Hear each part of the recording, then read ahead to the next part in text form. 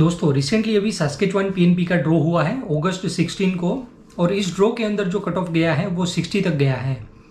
तो आज के वीडियो में पूरा डिटेल एनालिसिस के साथ मैं आपको बताऊंगा कि अगर आप सास्केचुआन पीएनपी की वेट कर रहे हैं तो आपको कौन कौन सी एनओसीज एक्सपेक्ट करनी चाहिए और कौन सी एनओसीज के लिए काफ़ी ज़्यादा चांसेस है और उनका जो कट ऑफ है वो 60 तक गया है। और ये जो ड्रॉ हुआ है ये काफ़ी ज़्यादा डिफरेंट ड्रॉ हुआ है, जो पैटर्न पहले कभी देखने में नहीं आई है उस तरह का ये जो ड्रॉ है वो सास्केचुआन पीएनपी का देखने को मिला है। और दोस्तों वीडियो पे आगे जाने से पहले मैं आपको बताना चाहता हूँ कि आप में से काफ़ी सारे जो लोग हैं वो मुझसे 1-to-1 पेड कंसल्टेशन लेना चाहते हैं, अपनी प्रोफाइल मुझसे 1-to-1 डिस्कस करना चाहते हैं। तो अगर आप भी मुझसे 1-to-1 पेड सेशन लेने के लिए इंटरेस्टेड है तो आप मुझे मेरे इंस्टाग्राम या फिर मेरे Facebook page real Canadian life के ऊपर आप मुझे डीएम कर सकते हैं। वहाँ पर मैं आपको गाइड कर दूंगा कि कैसे आप ये कंसल्टेशन अवेल कर सकते हैं, क्या अवेलेबिलिटीज़ है और क्या चार्जेस है। तो चलिए फ्रेंड्स वीडियो पे आगे बढ़ते हैं। तो दोस्तों सास्केचुआन पीएनपी का जो प्रोग्राम चलता है SINP और IRCC का जो एक्सप्रेस एंट्री का प्रोग्राम चलता है, ये दोनों ही एक साथ साथ पैरेलली काम करते हैं और दोनों ही सिस्टम के अंदर काफ़ी ज़्यादा इवोल्यूशन देखने को मिल रहा है। तो यहाँ पर हम बहुत ज़्यादा डीप में नहीं, लेकिन अगर ब्रीफ में बात करें तो 2015 में जब कनाडा में एक्सप्रेस एंट्री का प्रोग्राम लॉन्च हुआ उससे पहले प्रोग्राम चल रहा था कि जिन्होंने पहले फाइल लगाई उनका नंबर आ जाता था। सिर्फ एक्सप्रेस एंट्री सिस्टम में सिर्फ आपको क्वालिफाई होना पड़ता था और क्वालिफाई होने के बाद ही आपको PR मिल जाता था। उसके बाद 2015 में एक्सप्रेस एंट्री के अंदर PR की सिस्टम जो कॉम्प्रिहेंसिव रैंकिंग सिस्टम है वो आई और उसके बाद 1200 पॉइंट्स की ग्रिड आई और हर महीने 2 ड्रॉज IRCC निकालता है जिसको CRS के ड्रॉज कहा जाता है। और उस टाइम पर जो सास्केचुआन की SINP की फाइल चल रही थी वो भी उस हिसाब से चल रही थी कि जिसने पहले फाइल लगाई उसका नंबर लग जाता था, जो एलिजिबल हुआ उसका नंबर लग गया। अगर आपके पॉइंट्स ज़्यादा है तो उससे ज़्यादा कुछ फ़र्क नहीं पड़ता था। तो 2018 तक ये चला। फिर जुलाई के आसपास सास्केचुआन को लगा कि हमारे पास कैंडिडेट्स है, वो हमें ज़्यादा रिक्वायरमेंट है, इमिग्रेंट्स की ज़्यादा ज़रूरत है, तो चलो ना हम भी कुछ ऐसा प्रोग्राम लॉन्च करते हैं जो IRCC अभी कर रही है। तो IRCC का प्रोग्राम उन्होंने कॉपी किया और एक्सप्रेशन ऑफ इंटरेस्ट का जो पूल है वो उन्होंने बनाना स्टार्ट किया। तो तब से जो लोग सास्केचुआन में PR अप्लाई करते हैं वो इस पूल के अंदर अप्लाई करते हैं। तो अभी सास्केचुआन है वो प्रोविंस छोटा है और हर एक NOC को वो इनवाइट नहीं कर सकता। सिमिलरली IRCC में अगर आप देखोगे तो वहाँ पर ये चल रहा है कि कोई भी NOC हो लेकिन आपका CRS स्कोर अच्छा होना चाहिए तो फिर आपको इन्विटेशन मिलता है। सास्केचुआन ने फिर इवोल्यूशन लाकर ऐसा कर दिया कि उसको जो NOC स्पेसिफिक रिक्वायरमेंट है सिर्फ उसी को इनवाइट करता है और बाकी लोगों को इनवाइट नहीं करता है। तो उसका देखकर IRCC को भी ये लगा कि चलो हम भी कुछ ऐसा करते हैं क्योंकि हमें भी इतने सारे लोगों की ज़रूरत नहीं है। तो रिसेंटली उन्होंने भी बिल C-19 लाए और उसके बाद उन्होंने एक प्रोग्राम लॉन्च कर दिया हेल्थ केयर वर्कर के लिए, एग्रीकल्चर वर्कर के लिए, STEMI यानी कि science technology and engineering mathematics वाले लोगों के लिए। तो रिसेंटली कुछ टाइम से सब लोग वेट कर रहे थे कि सास्केचुआन PNP का ड्रॉ कब होगा। तो अब जाकर उनका ड्रॉ हुआ है, लेकिन इस बार उन्होंने काफ़ी ज़्यादा लोगों को चौंका दिया है। उसका रीज़न ये है कि उन्होंने जो NOCs पिकअप करी है वो कंट्री वाइज करी है। तो इसमें इंडिया है, इसके अलावा यूरोप है, तो और एक आयरलैंड स्पेसिफिक कंट्री है।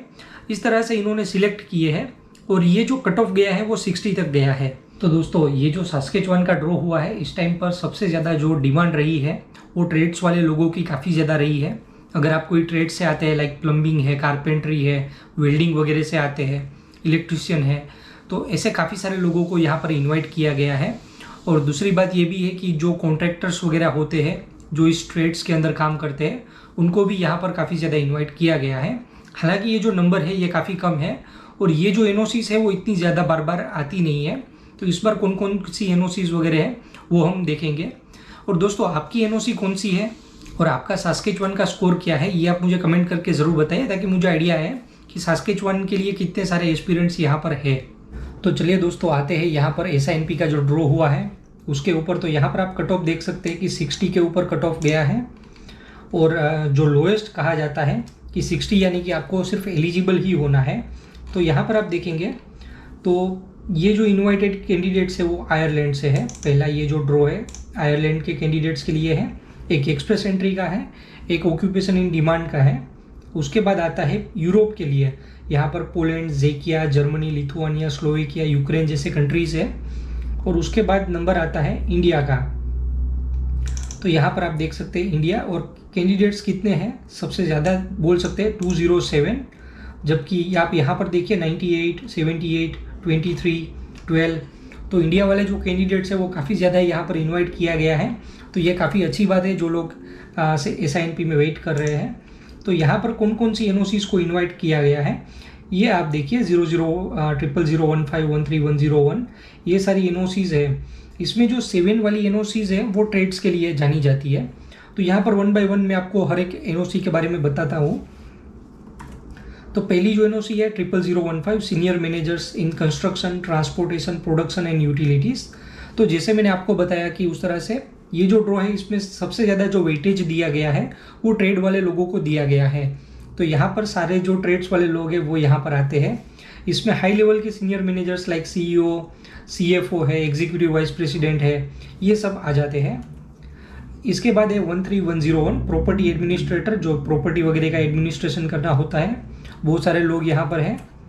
21120 public and environmental health and safety professional, तो इसकी भी यहाँ पर डिमांड है, वो थोड़ी देखने को मिलती है सास्केचुआन में।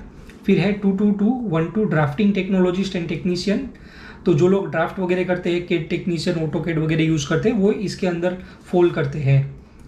इसके बाद है 22232 occupation health and safety specialist, जिसके अंदर हेल्थ एंड सेफ्टी ऑफिसर आ गया। ये सारी जो पोजीशन है आप यहाँ पर एग्जाम्पल टाइटल से इसको पढ़ सकते हैं। आपको सिर्फ गूगल करना है और सारी डिटेल्स आपको वहाँ पर मिल जाएगी। और बाकी है 22300 civil engineering technologist and technician, तो जो सिविल इंजीनियरिंग से रिलेटेड जिनकी भी जॉब्स वगैरह हैं वो इसके अंदर आते हैं टेक्नीशियन की। 22303 कंस्ट्रक्शन एस्टिमेटर, जो कंस्ट्रक्शन काम करने के लिए जो एस्टिमेट वगैरह लगाया जाता है, इन लोगों की NOC यहाँ पर इन्वाइटेड है। अब आते हैं 70010 कंस्ट्रक्शन मैनेजर्स, जो कॉमर्शियल है, कंस्ट्रक्शन करते हैं, जनरल कॉन्ट्रैक्टर है, हाउसिंग कंस्ट्रक्शन मैनेजर है, उन सारे लोगों की NOC यहाँ पर आई है। इसके बाद है 72010 contractors and supervisors machining, metal forming, shaping and erecting trades and related occupations. तो यहाँ पर सारे जो एग्जाम्पल्स हैं कि जिसके अंदर बॉयलर मेकर है, आयरन वर्क है, मशीनिस्ट है, ये सब इंक्लूड होते हैं। फिर आते हैं 72011, ये बिल्कुल ही उसी टाइप की है लेकिन इसके अंदर टेलीकम्युनिकेशन और इलेक्ट्रिकल ट्रेड्स आते हैं। तो यहाँ पर इलेक्ट्रिकल कॉन्ट्रैक्टर्स है, कंस्ट्रक्शन इलेक्ट्रीशियन है, प्लांट इलेक्ट्रीशियन है, ये सब यहाँ पर इंक्लूड किए गए हैं। 72012 contractors and supervisors pipe fitting trades, तो जो प्लम्बिंग से रिलेटेड जो कॉन्ट्रैक्टर आते हैं वो यहाँ पर होते हैं।